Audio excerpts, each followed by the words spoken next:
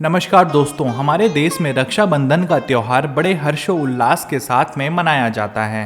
परंतु क्या आपको पता है कि रक्षाबंधन के त्यौहार को मनाने की शुरुआत कब हुई थी और किसने करी थी? तो आज हम आपको इस वीडियो के माध्यम से बताएंगे कुछ पौराणिक कथाएं जिनके माध्यम से हमें रक्षाबंधन मनाने की शुरुआत के बारे में पता चलता है।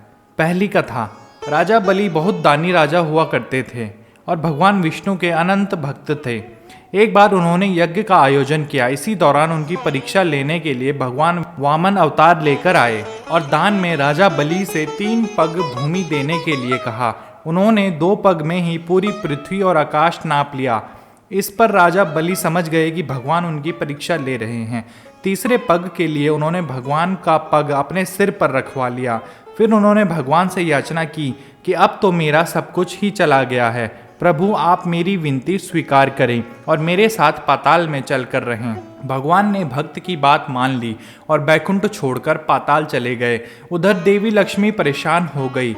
फिर उन्होंने एक लीला रची और गरीब महिला बनकर राजा बलि के सामने पहुंची और राजा बलि को राखी बांधी। बलि ने कहा कि मेरे पास तो आपको देने के लिए कुछ भी नहीं है, पर देवी लक्ष्मी अपने रूप में आ गई और बोली कि आपके पास तो साक्षात भगवान है, मुझे वही चाहिए, मैं उन्हें ही लेने आई हूँ। इस पर बलि ने भगवान विष्णु को माता लक्ष्मी के साथ जाने दिया। जाते समय भगवान विष्णु ने राजा बलि को वरदान दिया कि हर साल के 4 माह मैं पाताल में ही निवास करूंगा।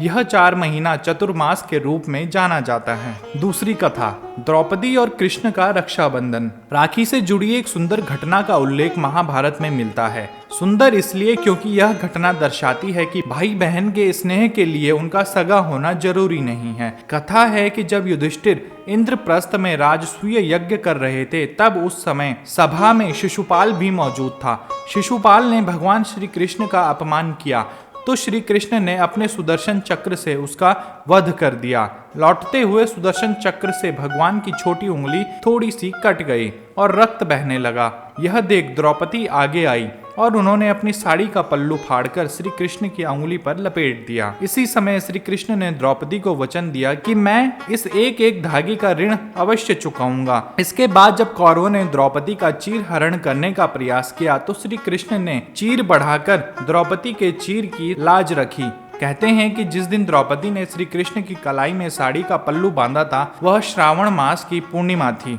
अब बात करते हैं तीसरी कथा की। युधिष्ठिर ने अपने सैनिकों को बांधी थी राखी। राखी की एक अन्य कथा यह है कि पांडवों को महाभारत का युद्ध जीतने में रक्षा सूत्र का बड़ा योगदान था। महाभारत युद्ध के दौरान युधिष्ठिर ने भगवान श्री कृष्ण से पूछा कि हे वासुदेव, मैं कैसे सभी संकटों से पार पा सकता हूँ, मुझे कोई उपाय बताएं। तब श्री कृष्ण ने युधिष्ठिर से कहा कि वह अपने सभी सैनिकों को रक्षा सूत्र बांधे, इससे उनकी विजय सुनिश्चित होगी। युधिष्ठिर ने ऐसा ही किया और विजयी बने। यह घटना भी सावन महीने की पूर्णिमा तिथि पर ही घटित हुई मानी जाती है। तब से इस दिन को पवित्र रक्षा सूत्र बांधने का दिन माना जाता है। अब बात करते हैं चौथी कथा की। पत्नी सची ने इंद्रदेव को बांधी थी राखी। भविष्य पुराण में एक कथा है कि वृत्तासुर नामक असुर से युद्ध करने में देवराज इंद्र की रक्षा के लिए इंद्राणी सची ने अपने तपोबल से एक रक्षा सूत्र तैयार किया था और श्रावण मास की पूर्णिमा के दिन इंद्र की कलाई में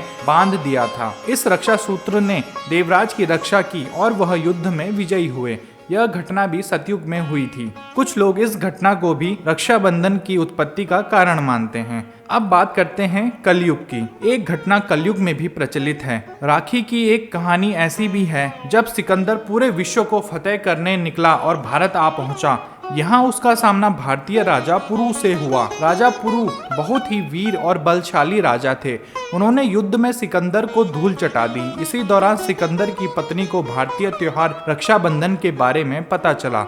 तब उन्होंने अपने पति सिकंदर की जान बख्शने के लिए राजा पुरु को राखी भेजी। पुरु आश्चर्य में पड़ गए, लेकिन राखी के धागों का सम्मान करते हुए उन्होंने युद्ध के दौरान जब सिकंदर पर वार करने के लिए अपना हाथ उठाया तो राखी देखकर ठिठक गए और फिर बाद में उन्हें ही बंदी बना लिया गया। दूसरी ओर बंदी बने पुरु की कलाई में राखी को देखकर सिकंदर ने भी अपना बड़ा दिल दिखाया और पुरु को उनका राज्य वापस कर दिया। तो दोस्तों, आपको आज की कहानी कैसे लगी हमें कमेंट करके जरूर बताएं और ऐसे ही रोचक रहस्यमयी जानकारियों से रूबरू होने के लिए सब्सक्राइब करें हमारा चैनल। धन्यवाद।